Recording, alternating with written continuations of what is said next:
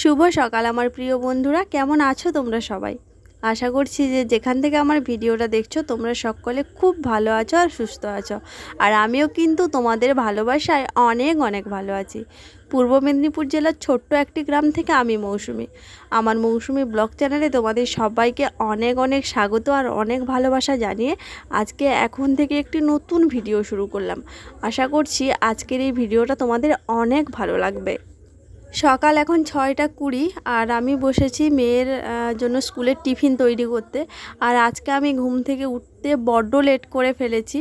মানে ঘুম থেকে যখন উঠি তখন দেখি কি আমার শাশুড়ি মায়ের সমস্ত আশিপাশি কাজকর্ম শেষ হয়ে গেছে। মানে আমি ঘুম থেকে উঠে বিছানায় সবে বসেছি, বাড়ি থেকে শাশুড়ি মা ডাক দিচ্ছে যে মেয়ের কি আজকে স্কুল নেই, এখনও ওঠোনি কেন? তারপর তাড়াহুড়ো করে বাইরে বেরিয়ে দেখি শাশুড়ি মায়ের সমস্ত কাজকর্ম শেষ হয়ে গেছে। আমি ঘুম থেকে উঠে চোখ মুখটা ধুয়ে একদম সোজা রান্নাঘরে চলে এসেছি। আর এই মানে 3-4 দিন মতো হলো আমার মেয়ের যে স্কুল গাড়ি পাল্টাপাল্টি হয়েছে। মানে যে আগে আসতো সে এখন আসছে না, আর যে আসে সে এখন একটু লেট করেই আসে। আর আগে যে আসতো সে পুরো টাইম টু টাইম, মানে 1 সেকেন্ডের দিক ওদিক দেরি হয় না। কিন্তু অনেক লেট করে আসে। আর তবে লেট করে আসে ঠিকই, কিন্তু কি বলতো এখন আর আমাদের বাড়ির কাছে আসে না। ওই জন্য দেখো মেয়ে হচ্ছে সাইকেল নিয়ে যাচ্ছে, কারণ প্রথম দিন মা দিয়ে এসেছিলো, আবার আসার সময়ও নিয়ে এসছে, কিন্তু সব সময় তো ওটা হবে না। তো ওই জন্য ওকে বলেছে কি সাইকেল নিয়ে যেতে, তাহলে যেতে আসতে ওর সুবিধা হবে। তো মেয়ে তো বেরিয়ে গেল। আজকে মেয়েকে টিফিনে দিয়েছিলাম হচ্ছে পরোটা, আর আজকে পরোটা ভেজেছিলাম 10টা মতো। তো ওই কারণেই 5টা পরোটা দিয়েছি আর 5টা ঘরে রেখেছি। যদি তোমাদের দাদাভাই ঘুম থেকে উঠে খায় তো খাবে, নাহলে ওটা আমিই খেয়ে নেব। সকালে সবাই যে যার কাজে বেরিয়ে যাওয়ার পর তারপর হচ্ছে আমি বসলাম আমার কাজে। শাশুড়ি মা শ্বশুর মশাই দুজনেই বেরিয়ে গেছে। শাশুড়ি মা গেছে বিড়ি দিতে, আর শ্বশুর মশাই তো দোকান খুলতে গেছে, আর মেয়ে গেছে স্কুলে। আর তোমাদের দাদাভাই এখনও পর্যন্ত ঘুমোচ্ছে। যদিও সকালের তেমন কোনো কাজ নেই, রান্নাবান্না তো নেই, আর শুধু খালি পুজোটা বাকি আছে। তাই পুজো করতে যাওয়ার আগে ভাবলাম একটুখানি চুলটায় ভালো করে তেল মেখে নিই। আর আজকে জানো তো একটু শ্যাম্পু করব। মেঘলা ওয়েদার, হালকা হালকা বৃষ্টিও হচ্ছে, তাও আমি শ্যাম্পু করব, কারণ কি অনেক দিন ধরে চুলে তেল মাখা হয়নি। আর শ্যাম্পু করার আগে তো চুলে তেল মাখা মানে খুবই ভালো। তো তার জন্য একটা হোমমেড রেমেডি তৈরি করেছি, ওটা ভালো করে একদম মানে চুলের গোড়া থেকে আগা অবধি পুরো সুন্দর করে লাগিয়ে মাসাজ করে নেব। তারপরে ওই 1-2 ঘন্টা মতো রেখে দেব, তারপরে হচ্ছে স্নান করব। তো তোমরা যদি কেউ জানতে চাও না যে আমি এখন চুলে কি লাগাচ্ছি, তাহলে আমাকে কমেন্ট করবে, আমি বলবো। তবে হ্যাঁ, এটুকু বলতে পারি যে হোমমেড রেমেডি কিন্তু খুব কার্যকরী। কারণ আমি নর্মালি যখন শ্যাম্পু করি, শ্যাম্পু করার পরে আমার চুলটা এত পরিমাণে খড়খড়ে হয়ে যায়, চুলে মনে হয় কি কোনো যেন প্রাণ নেই একদম। কিন্তু যখন আমি এটা ইউজ করার পরে, শ্যাম্পু ট্যাম্পু করার পরে যখন আমি চুলটা শুকনো হলো, একটা জিনিস লক্ষ্য করেছি, মানে চুল ওঠার পরিমাণটা একটু হলেও কমেছে। আর হচ্ছে কি বলো তো, চুলটা পুরো একদম সফট নরম হয়ে গেছে, চুলে কোনো জট ছিল না। আর দেখো চুলটা ভালো করে মাসাজ করার পর গুছিয়ে বেঁধে নিয়েছি, কিন্তু তোমরা একটা জিনিস লক্ষ্য করো কতটা পরিমাণে আমার চুল উঠেছে মাথায়। মানে মাথাতে তো চুল উঠছে, আর মাথায় এত পরিমাণে উকুন পোকার জন্ম হয়েছে, মানে কোনো হিসাব নেই। তো যাই হোক, চুল বাঁধা হয়ে গেছে। আর চুল বাঁধার পরে ওই যে কালকে বৃষ্টি হলো না, কালকে যে জামা কাপড়গুলো কেচেছিলাম ওগুলো তো মানে সন্ধ্যের দিক করে বাড়িতেই মিলেছিলাম, ওগুলো একটুও শুকনো হয়নি জানো তো। তো ওইগুলো বার করলাম, বার করে এই যে এখন মিলে দিচ্ছি। বাতাসে যতটুকু শুকনো হয় হবে, কিন্তু ওয়েদারটা দেখে মনে হচ্ছে কি বলো তো, আজকেও বৃষ্টি হবে। তবে এখন না হলেও 1 ঘন্টা পরে হলেও হবে, তবে বাতাসে যেটুকু শুকনো হয় আর কি। এবার যেটা ঘরে মিলা ছিল, মানে আমরা যেখানে ঘুমোই সেখানে যে জিনিসগুলো মিলা ছিল সেগুলো পাখার বাতাসে হালকা একটু শুকিয়েছে, কিন্তু যেগুলো বাইরে মিলে রেখেছিলাম বারান্দাতে সেগুলো কিন্তু মানে শুকনো হয়নি, হালকা ফুলকা ভিজা আছে। স্নান হয়ে গেছে, আর স্নান করে তুলসী মঞ্চটা ভালো করে ধুয়ে দিয়েছি। তারপরে এই যে আসলাম ফুল তুলতে। আর জানো তো তুলসী মঞ্চতে এত পরিমাণ শ্যাওলা পড়েছে, ওখানে উঠতে আমার খুব ভয় লাগে। আর বৃষ্টির কারণেই হচ্ছে শ্যাওলা পড়েছে, আর মাটি দেওয়া হয়নি এই একটাই কারণে, কারণ বৃষ্টির জলে সব মাটিগুলো ধুয়ে যাবে।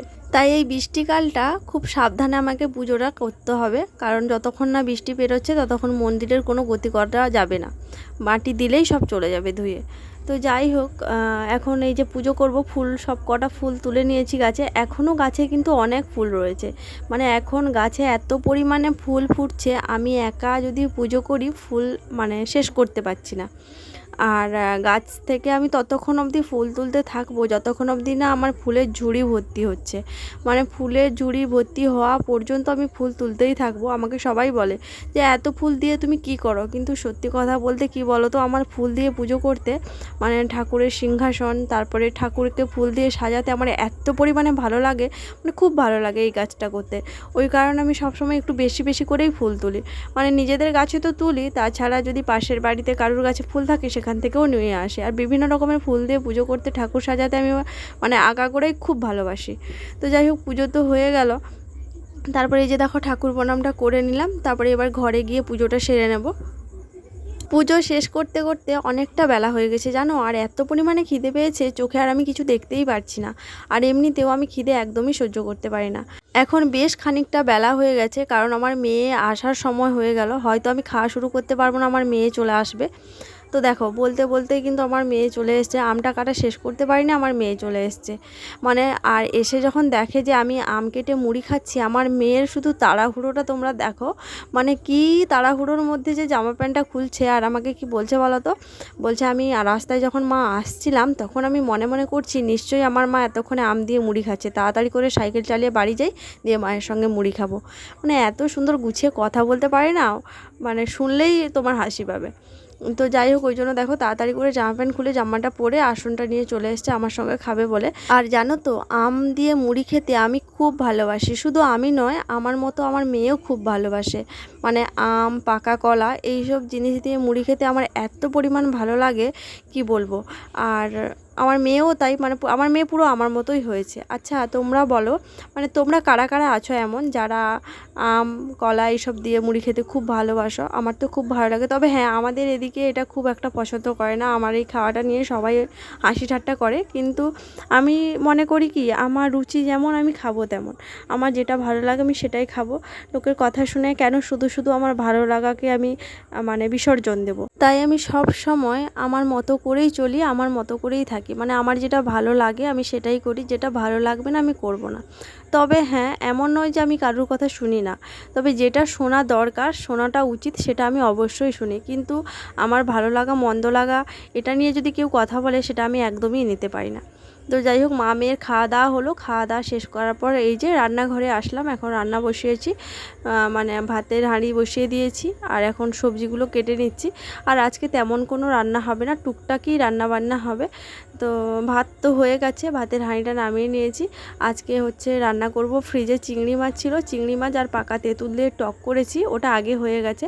তারপর এই যে এখন সোয়াবিনটা রান্না করছি। ছোট ছোট সোয়াবিন খেতে আমরা সবাই খুব ভালোবাসি। আজ অনেক দিন পর বাড়িতে কিন্তু সোয়াবিন রান্না হচ্ছে।